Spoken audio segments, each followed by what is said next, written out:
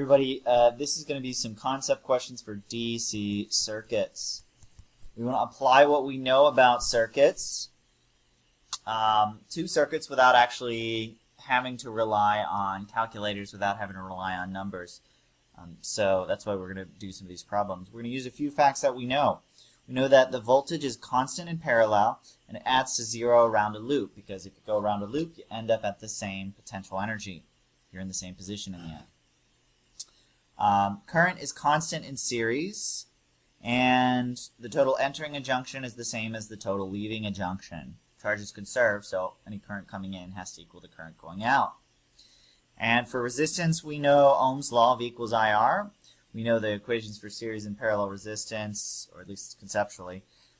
Conceptually, we know that resistance gets greater as you add resistors in series, because there's a longer path to push current, and it's less in parallel because you have more paths for the current to flow through. So let's do some problems. Question 1, consider two identical resistors wired in series, one behind the other. If there's an electric current through the combination, the current in the second resistor is blank compared to the first resistor. Okay, well, I encourage you to pause before we go through every question, but I'm going to just get working through them. If we have any circuit combination in series, current is constant in series. So the current in the second resistor, if this is I through the first resistor, it has to be I through the second resistor, because there's only one path for the current to flow through. So equal to is our answer. Next question. As more identical resistors are added into the parallel circuit shown here, the total resistance between points P and Q increases, remains the same, or decreases. Well, so there's going to be some potential difference. I'm just going to draw a voltage source connecting P and Q, because that's implied. Well, it's not really necessary, but if we assume that there's a voltage source here, that means there's going to be current. Each of these resistors is going to have some voltage. If this is voltage epsilon, then they're all going to have voltage epsilon. By Ohm's law, I equals V over R. So we're going to get some current equal to I equals epsilon over R here. Then we're going to also get I, let's call it I naught. We're going to get the same current through each of these paths, because each of them is going to have epsilon over R amount of current. So if we add another resistor, we're going to get another amount of current I naught. So because as we add more resistors, we have more paths for the current to go through, the resistance is going to decrease, because our definition of resistance is voltage over current.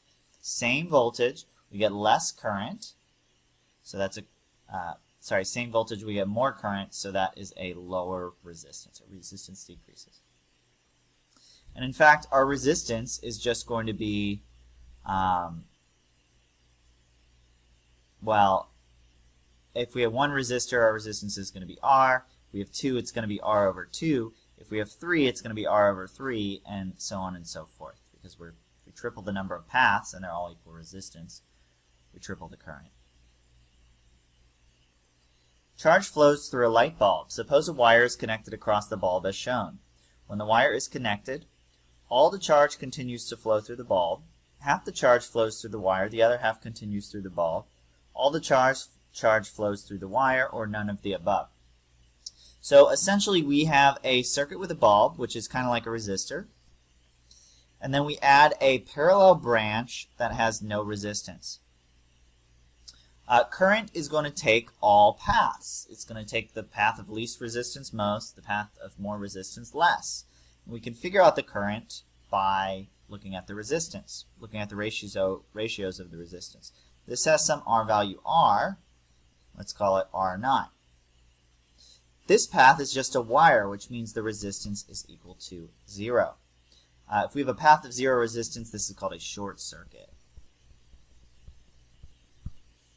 And since there is a path that has no resistance, it's actually all of the current is going to take the short circuit path. So all of our I is going to go this way, and there's going to be no current through our bulb. All the charge flows through the wire, and this is the problem with short-circuiting things. We totally change the current. We're going around a circuit element that we don't necessarily want to go around. If you get electronics wet, you can cause short circuits in the electronics. The circuit below consists of two identical light bulbs burning with equal brightness and a single 12-volt battery. When the switch is closed, the brightness of bulb A increases, remains unchanged, or decreases. So we want to think about what brightness means or how to get brightness. Brightness is going to be something like the energy per unit time. So brightness is going to be like power. And our equations for power are IV, or I squared R, or V squared over R. They're all equivalent. So we want to think about what happens. Well, let's think about with the switch open. With the switch open, if each of these has resistance R, and this is a voltage V, then the voltage across A is just going to be V over 2. Because we go up by V to get up around to the top. We have to go down by V, and since they're equal resistances, that voltage is going to be divided evenly. So this is going to be V over 2. So if I calculate the power using voltage and resistance, power is going to be V over 2 squared divided by R, which is just, well, it's V squared over R times, well, 1 over 2 squared is 1 over 4. So that's the power. I'm going to say O for open with my open switch. If we close the switch, we're creating a short circuit around B, which means our new circuit effectively just looks like we have one bulb, because we're completely going around B. So that means the new voltage across A is V, and the resistance is still R. So my power closed is going to be, well, it's going to be V squared over R. So when we, so that's 4 times as much power closed as open. So the brightness of bulb A is going to increase. It's going to get brighter when you close that switch.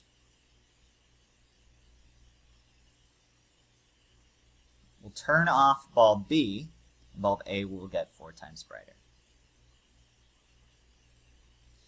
If the 4 light bulbs in the figure are identical, which circuit puts out more light? So again, we want to think about power. Power.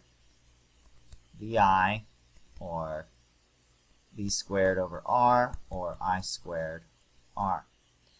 And our voltages are all the same. Our resistances of the bulbs, we can say, are all the same. There are a lot of different ways you can solve this. So we want to figure out which circuit puts out more light. We could do this method A. We could find power of each bulb.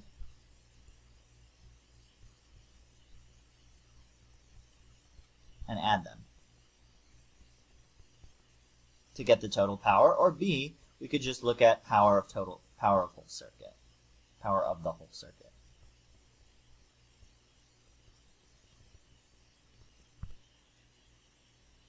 Both methods are equivalent. If we, but since we're looking at which circuit puts out more light, I'm going to do method B. So if we think about circuit 1, if it has a resistance of R, then the total resistance, when we put, if a bulb has resistance of R, then the total resistance of 2 bulbs in parallel is R over 2. You're doubling the number of paths with equal resistance. You're doubling the current. So the resistance, I'm going to call it resistance I, is R over 2. So if we find the power of this circuit, power of 1, using V squared over R,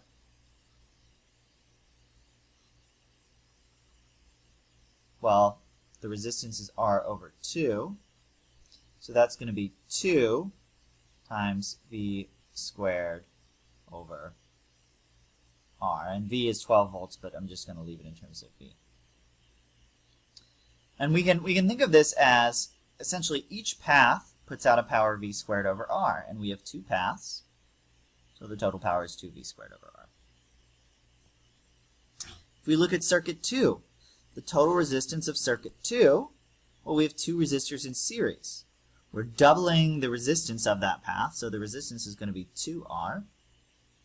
So if we use V squared over R, power of 2, it's going to be V squared over 2R, which is 1/2 times V squared over R. 1/2 is less than 2, so that means that circuit 1 emits more light. Not only does it emit more light, it emits 4 times as much light. It's 4 times as bright. That said, circuit 1 is going to drain the battery also 4 times as fast, because there's 4 times as much power. Note that I'm using voltage and resistance. You could also use current to figure this out. If we said that a circuit, well, if we say that the current through this resistor is I, it's equal to 12 volts over R, and we're also going to get I worth of current over here. And so our total current is going to be, the current through circuit 1 is going to be 2I. And then we could use V times I, and we would get our power 1 is equal to 2 VI, because our voltage is 12 volts and we have 2 units of I of current. Well, if the current through one resistor is I, at the same voltage, the current through 2 resistors in series is going to be I over 2. So when we do power equals VI, we get the power through 2 is V times I over 2, or 1/2 VI. We still get the same amount of power. We still get 1/4 of the amount of power. Tons of ways to solve these problems. The light bulbs in the circuit are identical. When the switch is closed, both go out. The intensity of light bulb A increases. The intensity of light bulb A decreases. The intensity of light bulb B increases. The intensity of light bulb B decreases. Some combination of 1 to 5 occurs, or nothing changes.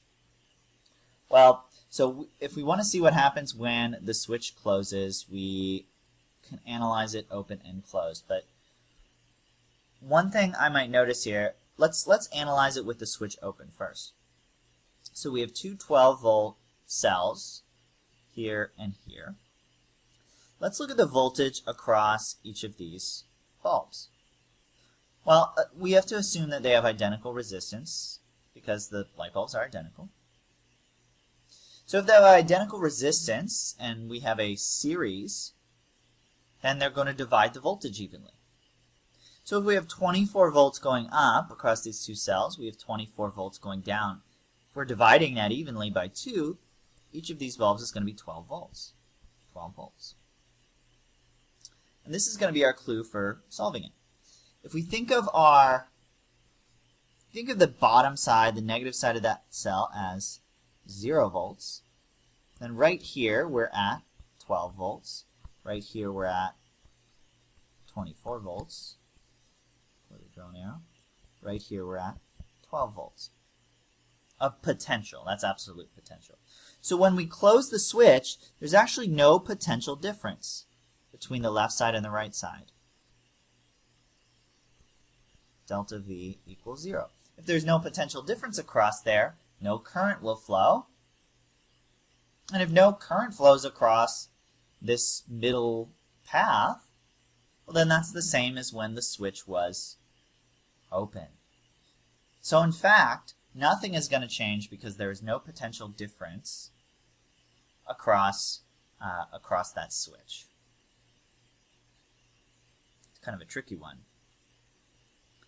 The light bulbs in the circuit are identical. When the switch is closed, what happens? This is a very similarly worded problem. So when the switch is open, well, I'm actually going to draw a ground down here. Ground standing for 0 volts. That's 0 volts.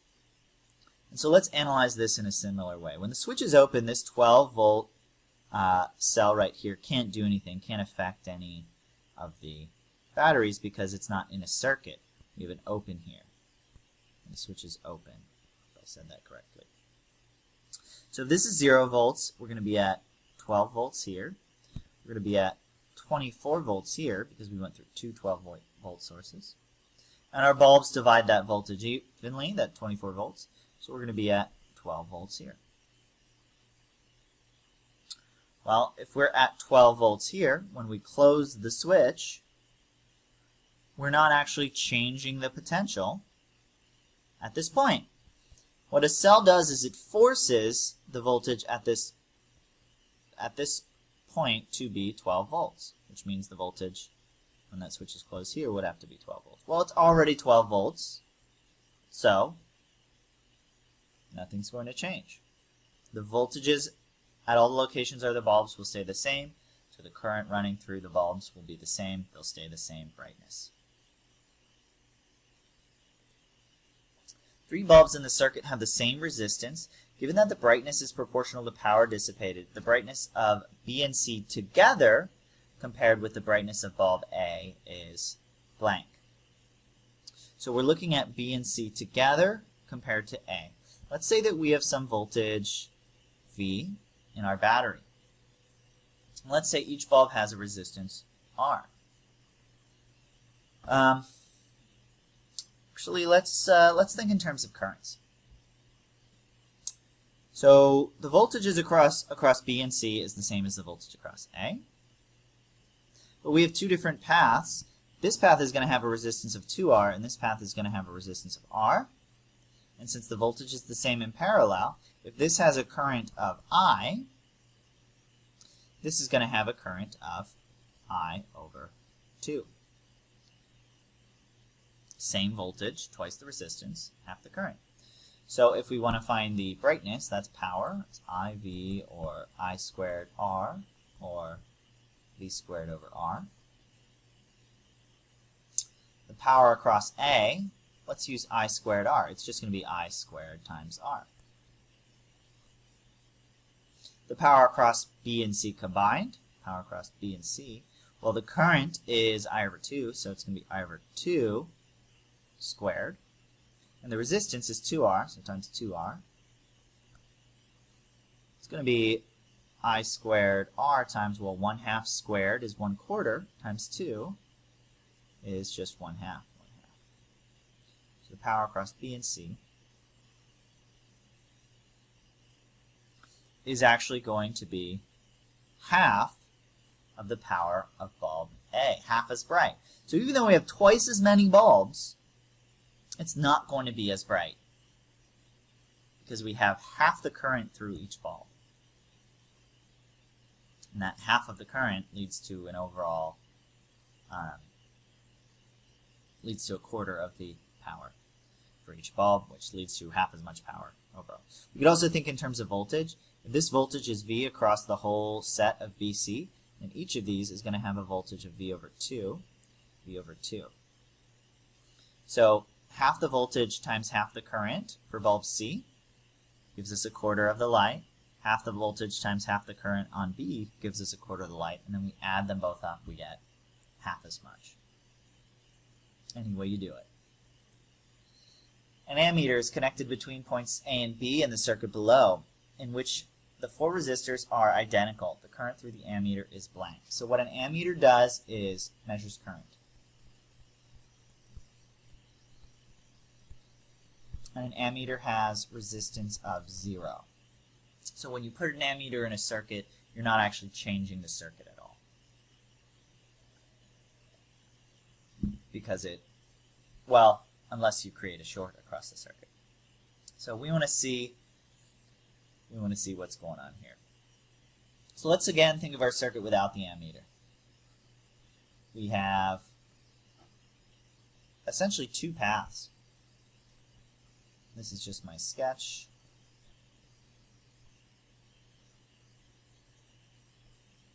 And each of these has resistance R, R, R, R. If this voltage is V here, then each of these resistors, well, we have 2 parallel branches.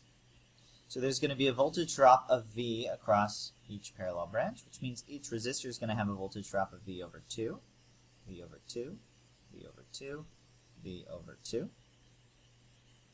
So again, because each of the resistors has the same voltage drop, the voltage from A to B, the potential difference from A to B is 0, because if, let's say if we're at a voltage of 0 volts here, because it's the negative terminal of the battery, we're going to be at a voltage V here, a potential of V over 2 here, and a potential V over 2.